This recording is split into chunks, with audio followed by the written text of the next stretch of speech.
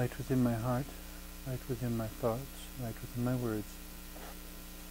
May one and all and everything, blessed and loved, ever be. Welcome. I'm Sister Who. I suppose I've had a lifelong fascination with symbols and metaphors of various kinds, but within the introduction to this television show, we also use the word symbolic as a question. The idea being that maybe would empower our lives to be much more conscious of our symbols, and we're surrounded by them.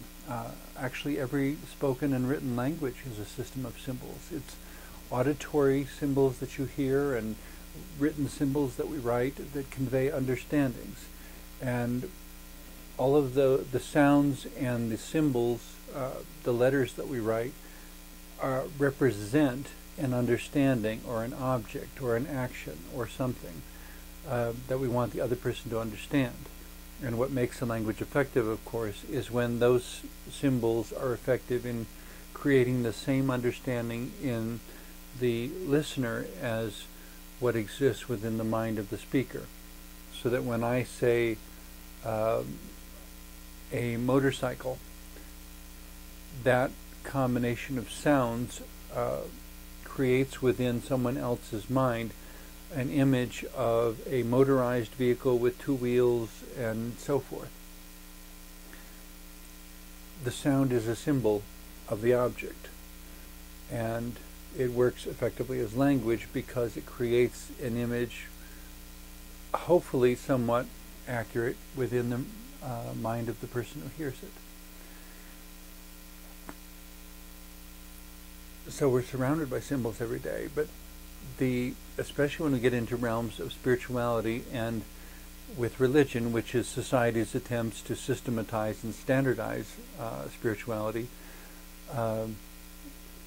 there are objects to which we regard as symbols, so that for a number of years, for example, it's amusing how these things change and evolve too. For a number of years, the Roman Catholic Church had identified a personage called Saint Christopher, who was to be the patron saint of travelers. And so everyone had a Saint Christopher medal that they would carry with them when they traveled, presumably to invoke or encourage safety in their travels. I guess at some point the Church revised things and decided that they had made an error, and there really wasn't a real Saint Christopher, and he really wasn't a saint, and so on. And so there are a lot of jokes made now about whether Saint Christopher himself had an accident while traveling through history. But the point being that this was a symbol, and it was carried by many people. There are various symbols, especially within Roman Catholicism or other religions, that still have wide appeal. An image of the Virgin Mary, for example, is something we found in so many countries around the world. And in every case, there are different things associated with that symbol. People don't always respond to it exactly the same way, however. Some of that, I think, is culturally defined. Whatever people in a particular country or who speak a particular language, they seem to respond to that symbol in one way, whereas the same symbol in a different place may be regarded differently. I'm trying to think of a good way to illustrate this.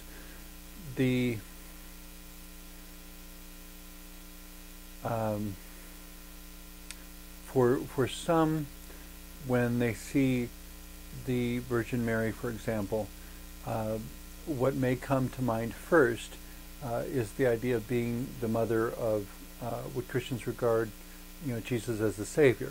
So it's about motherhood. For others, Mary may be primarily associated with the Rosary, the idea of repetitive prayers, the idea of servitude, being willing to be used by God to do whatever needs to be done.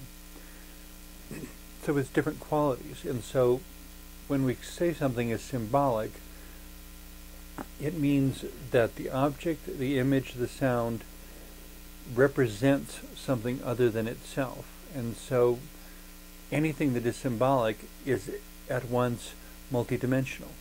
It's more than just what you're looking at. It's more than just how it sounds.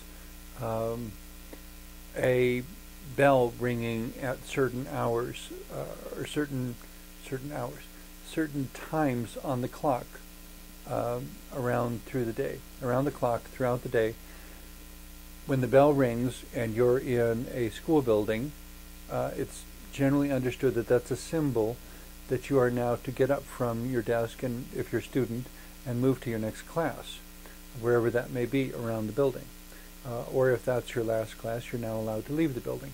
But that from the time one bell rings until the next bell rings, you are to be in the class, listening to the teacher, doing the work that the teacher assigned, or whatever. Those are auditory symbols.